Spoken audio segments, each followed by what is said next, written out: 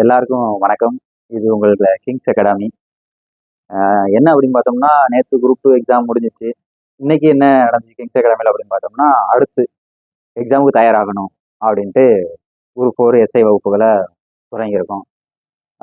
ஒரே நாள் தான் துவங்கியாச்சு. இதில் நம்மளுடைய இன்ஸ்டியூட்டோட நிறுவனர் திரு பேச்சுமன் சார் அவர்கள் தான் தலைமை தாங்கினார். சிறப்பு விருந்தினராக ஹேண்ட்லூம் இன்ஸ்பெக்டராக இருக்க திரு ரவி சார் அவர்கள் வந்து சிறப்பு விருந்தினராக கலந்துக்கிட்டாங்க.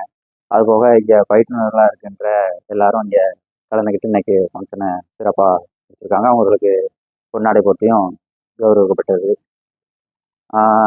எப்போதுமே என்ன அப்படின்னு பார்த்தோம்னா, வருமுன் காப்பதே சிறந்தது அப்படின்னு சொல்லி வேண்டுவேன்.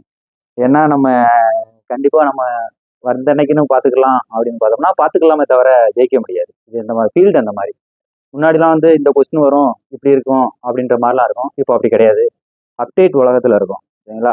ஒரு குரூப் 2 ஸ்டாண்டர்ட்னா கொஸ்டினே ஸ்டாண்டர்டாக இருக்குது, ரொம்ப ஸ்டாண்டர்டாக இருக்குது. எப்படா படிக்க நம்ம படிச்சிருக்கோமா அப்படின்ற மாதிரிலாம் இருக்குது. இவ்வளோ ஸ்டாண்டர்டாக டிஎன்பிசி மாறிட்டாங்க.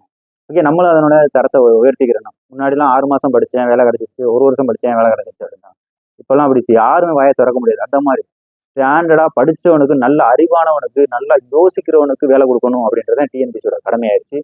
அதனால நம்மளும் தொடர்ந்து படிச்சுக்கிட்டே இருக்கணும் அப்படின்றத நம்மளுடைய நோக்கமாக இருந்துச்சு. நேற்று கிளாஸ் முடிச்சோன்னே இன்னைக்கு ஆரம்பிச்சிட்டோம் அப்படின்றத என்னுடைய காரணமே இதுக்காண்டி தான். நம்ம வந்து எல்லாரோடையும் இருக்கணும் அப்படின்றது. நிறைய பேர் நல்லா பண்ணியிருக்கேன் எக்ஸாம் அப்படின்னா வாழ்த்துக்கள்.